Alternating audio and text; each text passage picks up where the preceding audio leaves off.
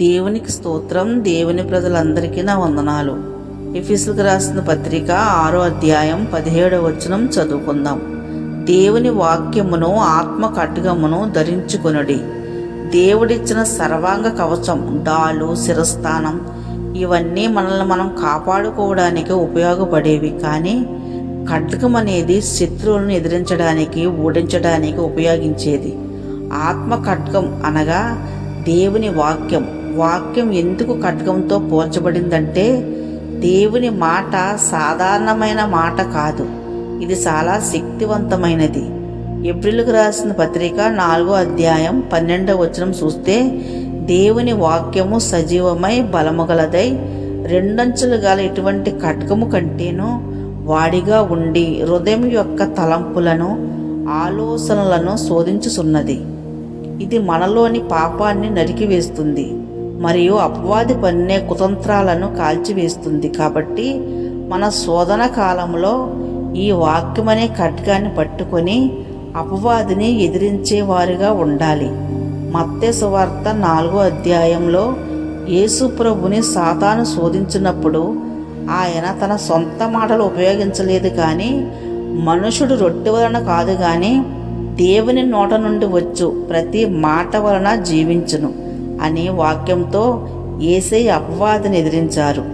సాతాను వేసే ప్రతి బాణాన్ని యేసుప్రభు వాక్యంతో దాన్ని కొట్టారు. కాబట్టి అపవాదిని జయించాలంటే వాక్యం, ప్రార్థన కంటే గొప్ప ఆయుధం ఏమీ లేదు.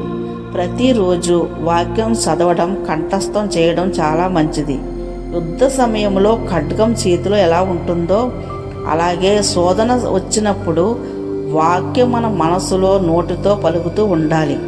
భయం వేస్తున్నప్పుడు ధైర్యపరిచే దేవుడిచ్చిన వాగ్దానాలను స్మరించుకోవడం మంచిది. కానీ పరిశుద్ధాత్మ సహాయంతోటే మనం వీటన్నిటినీ జయించగలం. ఆత్మదేవుడు మనకు సహాయం చేస్తారు.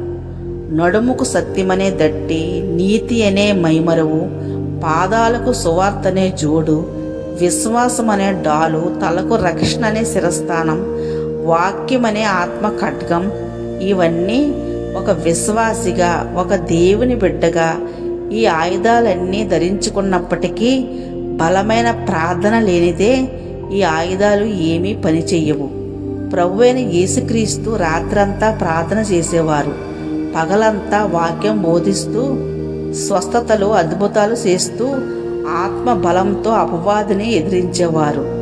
దేవుడు మనకు శక్తియు, ప్రేమయు, ఇంద్రియ నిగ్రహం గల ఆత్మనే ఇచ్చారు, కానీ పిరికితనం గల ఆత్మను ఇవ్వలేదు అని 2 తీమోతి 1వ అధ్యాయం 7వ వచనంలో వాక్యం సెలవిస్తుంది. కాబట్టి ఈ ఆత్మ ఖడ్గాన్ని ప్రతిరోజు ధ్యానిస్తూ దేవునికి ప్రార్థన చేస్తూ ఉందాం. దేవునికి మహిమ కలుగునుగాక. ప్రార్థన. పరలోకపు తండ్రి, నీ బిడ్డలమైన మా అందరికీ నీవిచ్చిన వాక్కు బట్టి నీకు వందనాలు ప్రభువా. నీ పరిశుద్ధాత్మ శక్తితో ప్రతి బిడ్డని నింపండి. సత్యమనే దట్టి, నీతి అనే కవచాన్ని, విశ్వాసమనే డాలుని వీరు ధరించుకొని అపవాది తంత్రాలను జయించినట్లు కృప చూపించండి.